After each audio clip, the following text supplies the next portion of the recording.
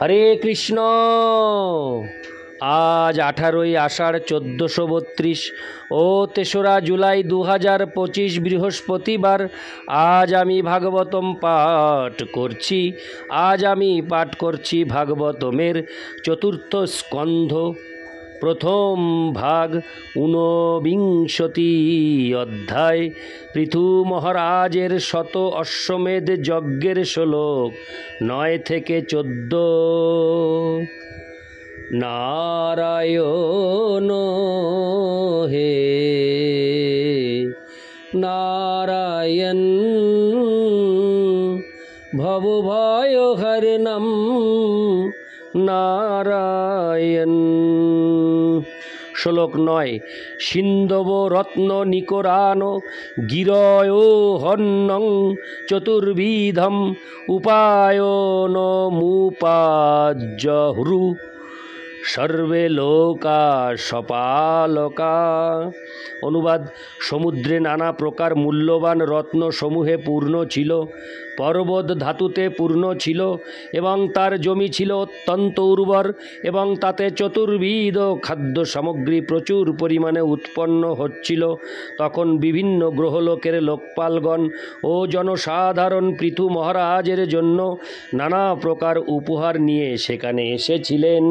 তাৎপর্য: ঈশোপনিষদে বলা হয়েছে যে এই জগতে কেবল মানুষদের জন্যই নয়, পশু পক্ষী, সরীসৃপ, জলচর এবং বৃক্ষ সকলেরই আবশ্যকীয় বস্তু উৎপাদনের ক্ষমতা রয়েছে। সমুদ্র ও মহাসাগর মুক্তা, প্রবাল ও মণিমাণিক্য উৎপাদন করে, যাতে ভগবানের বাধ্য সৌভাগ্যবান মানুষেরা সেগুলির সদ্য ব্যবহার করতে পারে। তেমনি পর্বতগুলি নানা প্রকার রাসায়নিক পদার্থে পূর্ণ, এবং প্রবাহমান নদীগুলি সেগুলি শস্যক্ষেত্রে ছড়িয়ে দিয়ে জমির উর্বরতা সাধন করতে পারে, যাতে চতুর্বিধ খাদ্যদ্রব্য উৎপন্ন হয়। সেই চতুর্বিধ খাদ্য হচ্ছে চর্ব, যে সমস্ত খাদ্য চর্বণ করা হয়; লেহ্য, যেগুলি লেহন করা হয়; চূষ্য, যেগুলি চোষা যায়; এবং পেয়, যেগুলি পান করা যায়। অন্য লোকের অধিবাসীরা এবং লোকপালেরা পৃথু মহারাজকে অভিনন্দন জানিয়েছিলেন। তারা পৃথু মহারাজকে নানা প্রকার উপহার দিয়েছিলেন এবং একজন উপযুক্ত রাজা রূপে তাকে স্বীকৃতি দিয়েছিলেন, যার পরিকল্পনায় ও কার্যকলাপে সারা ব্রহ্মাণ্ড জুড়ে সকলেই সুখী ও সমৃদ্ধিশালী হতে পারবে। এই শ্লোকে স্পষ্টভাবে ইঙ্গিত করা হয়েছে যে সমুদ্র ও মহাসাগর মণিমাণিক্য উৎপাদনের জন্য, কিন্তু কলিযুগে সমুদ্রের প্রধান উপযোগিতা হচ্ছে মাছ ধরা। শূদ্র ও দরিদ্র মানুষদের মাছ ধরতে দেওয়ার অনুমতি দেওয়া হতো, কিন্তু ক্ষত্রিয়, বৈশ্য আদি উচ্চবর্ণের মানুষেরা সমুদ্র থেকে মুক্তা, প্রবাল, মণিমাণিক্য সংগ্রহ করতেন। দরিদ্র মানুষেরা যদিও সমুদ্র থেকে শত শত মণ মাছ ধরতে পারে, কিন্তু তার মূল্য একটি মুক্ত অথবা প্রবালের সমান নয়। এই যুগে রাসায়নিক সার উৎপাদনের জন্য কত কারখানা খোলা হয়েছে, কিন্তু যজ্ঞ অনুষ্ঠানের ফলে ভগবান যখন প্রসন্ন হন, তখন পাহাড় পর্বতগুলি আপনা থেকেই রাসায়নিক সার উৎপন্ন করে, যা শস্যক্ষেত্রে খাদ্যশস্য উৎপাদনে সাহায্য করে। এইভাবে সব কিছুই নির্ভর করে বৈদিক বিধি অনুসারে মানুষ যজ্ঞ অনুষ্ঠান করবে কি না তার উপর। ইতি শ্লোক 9। শ্লোক 10। ইতি চাধক্ষ যে শস্য পৃথস্তু পরমোদয়ম অসুয়ন ভগবানীন্দ্র প্রতিঘাতমচিকরৎ। অনুবাদ: পৃথু মহারাজ অধক্ষজ ভগবানের আশ্রিত ছিলেন। বহু যজ্ঞ অনুষ্ঠান করার ফলে পৃথু মহারাজ ভগবানের কৃপায় অলৌকিক উৎকর্ষ লাভ করেছিলেন, কিন্তু পৃথু মহারাজের এই ঐশ্বর্য সহ্য করতে না পেরে দেবরাজ ইন্দ্র তার প্রতি মাৎসর্যপরায়ণ হয়ে তার যজ্ঞে বিঘ্ন উৎপাদন করার চেষ্টা করেছিলেন। তাৎপর্য: এই শ্লোকে অধক্ষজ, ভগবান ইন্দ্র এবং পৃথ এই তিনটি শব্দে তিনটি পৃথক উদ্দেশ্য ব্যক্ত হয়েছে। বিষ্ণুর অবতার হওয়া সত্ত্বেও পৃথু মহারাজ ছিলেন বিষ্ণুর পরম ভক্ত। শ্রী বিষ্ণুর সত্তাবেশ অবতার হলেও তিনি ছিলেন একটি জীব, তাই ভগবানের ভক্ত হওয়াই তার কর্তব্য ছিল। ভগবানের সত্তাবেশ অবতার হলেও ভগবানের সঙ্গে তার নিত্য সম্পর্কের কথা বিস্মৃত হওয়া উচিত নয়। কলিযুগে ঢেড়া পেটানো বহু অবতার রয়েছে, যারা প্রকৃতপক্ষে এক একটি পাষণ্ডী। ভগবান ইন্দ্র শব্দ দুটি ইঙ্গিত করে যে জীব দেবরাজ ইন্দ্রের মতো শক্তিশালী ও পূজনীয় হতে পারে, কারণ ইন্দ্র হচ্ছেন সাধারণ জীব এবং তার মধ্যে বদ্ধ জীবের 4টি দোষ রয়েছে। ইন্দ্রকে এখানে ভগবান বলে বর্ণনা করা হয়েছে। যে শব্দটি সাধারণত পরমেশ্বর ভগবানের ক্ষেত্রে ব্যবহার করা হয়, কিন্তু এখানে ইন্দ্রকে ভগবান বলে সম্বোধন করা হয়েছে কারণ তার হাতে অনেক ক্ষমতা রয়েছে। কিন্তু ভগবান হওয়া সত্ত্বেও তিনি ভগবানের অবতার। পৃথু মহারাজের প্রতি মাৎসর্যপরায়ণ জড় জাগতিক জীবনের দোষ এতই প্রবল যে সেই কলুষের ফলে ইন্দ্রও ভগবানের অবতারের প্রতি ঈর্ষাপরায়ণ হয়। তাই আমাদের বুঝতে চেষ্টা করতে হবে বদ্ধ জীবের অধঃপতন কিভাবে হয়। পৃথু মহারাজের ঐশ্বর্য জড়জাগতিক অবস্থার উপর নির্ভরশীল ছিল না। এই শ্লোকে বর্ণনা করা হয়েছে যে তিনি ছিলেন অধক্ষজের পরম ভক্ত। অধক্ষজ বলতে পরমেশ্বর ভগবানকে বোঝায়, যিনি মন ও বাক্যের অতীত, কিন্তু পরমেশ্বর ভগবান তার সচ্চিদানন্দ স্বরূপে তার ভক্তের সম্মুখে আবির্ভূত হন।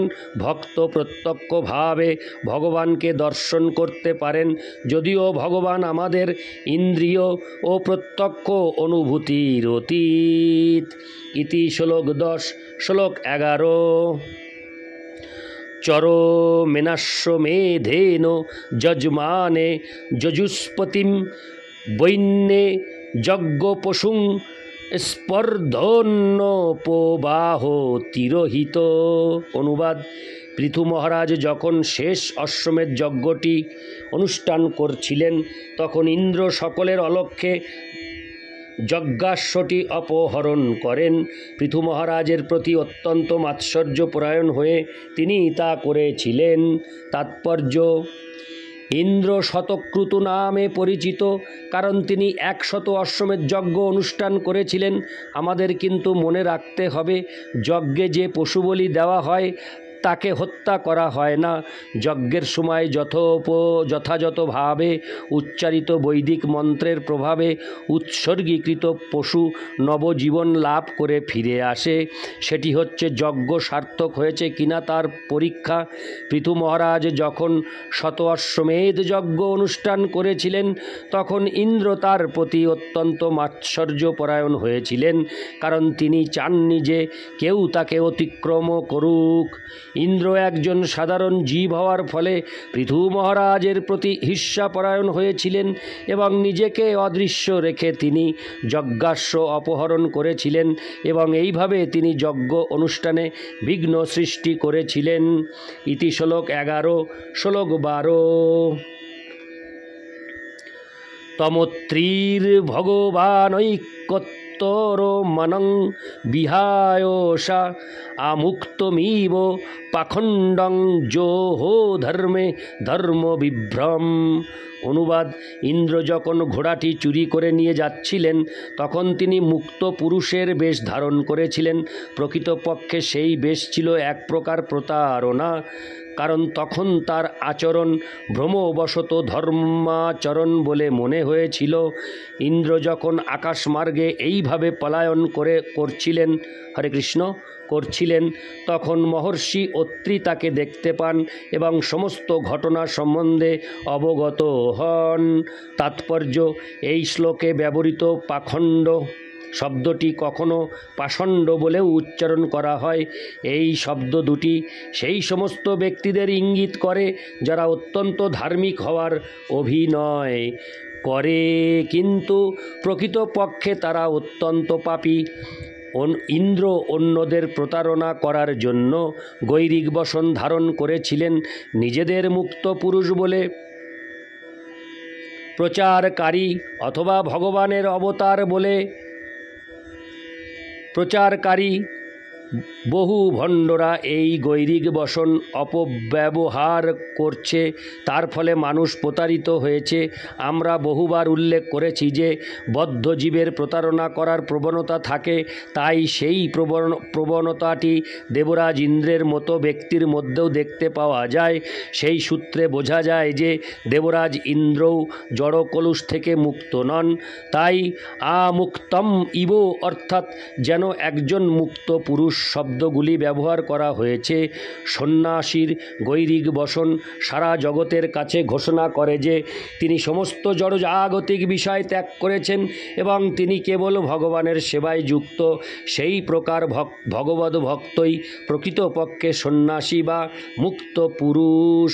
ভগবদ গীতায় 6:1 বলা হয়েছে, অনাশ্রিত কর্মফলং কার্যং কর্ম করোতি যঃ স সন্ন্যাসী চ যোগী চ ন নিরগ্নির্ন চাক্রিয়। যিনি কর্মফলের প্রতি অনাসক্ত হয়ে কর্তব্যবোধে কার্য করেন তিনিই সন্ন্যাসী এবং তিনিই প্রকৃত যোগী। যারা আগুন জ্বালায় না অথবা কর্ম করে না তারা নয়, অর্থাৎ তিনি হরে কৃষ্ণ অর্থাৎ যিনি তার কর্মের ফল পরমেশ্বর ভগবানকে নিবেদন করেন তিনিই হচ্ছেন প্রকৃত সন্ন্যাসী এবং যোগী। প্রতারক সন্ন্যাসী ও যোগী পৃথু মহারাজের যজ্ঞের সময় থেকেই রয়েছে। এই প্রতারণা দেবরাজ ইন্দ্র অত্যন্ত মূর্খের মতো প্রবর্তন করেছেন। কোনো কোনো যুগে এই প্রতারণা অত্যন্ত প্রবল হয় এবং অন্য কোনো যুগে ততটা প্রবল হয় না।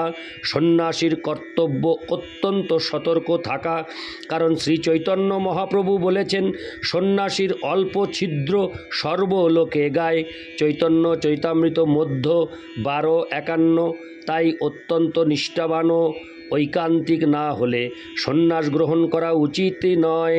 জনসাধারণকে প্রতারণা করার জন্য এই আশ্রম গ্রহণ করা উচিত নয়।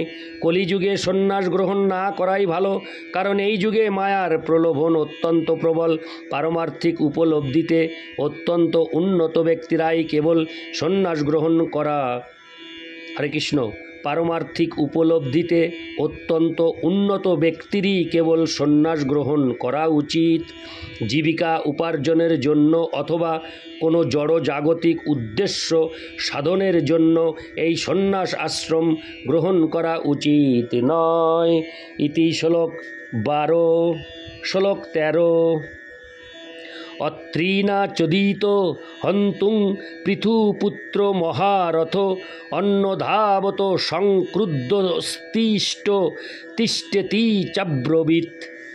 অনুবাদ: মহর্ষি অত্রি যখন পৃথু মহারাজের পুত্রকে ইন্দ্রের ছলনার কথা জানান তখন সেই পরম বীর অত্যন্ত ক্রুদ্ধ হয়ে দাঁড়াও দাঁড়াও বলতে বলতে তাকে অনুসরণ করেছিলেন।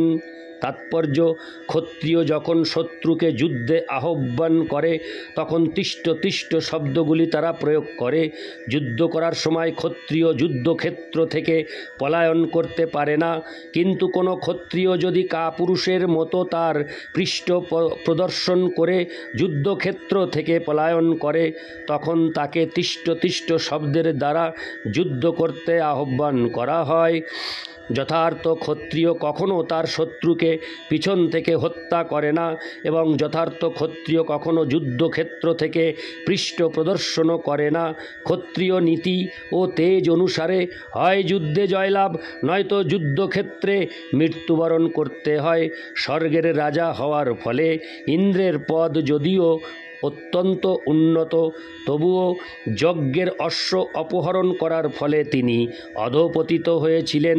তাই তিনি ক্ষত্রিয় নীতি অনুসরণ না করেই যুদ্ধক্ষেত্র থেকে পলায়ন করেছিলেন এবং পৃথু মহারাজের পুত্র তিষ্ঠ বলে তাকে যুদ্ধ করতে আহ্বান করেছিলেন। ইতি শ্লোক 13। শ্লোক 14। তং তাদৃশাকৃতিং, হরে কৃষ্ণ, তং তাদৃশাকৃতিং বিক্ষমেনে ধর্ম শরীরীণম জটিলং ভস্মনাচ্ছন্নং তস্যৈবানং ন মুঞ্চতি।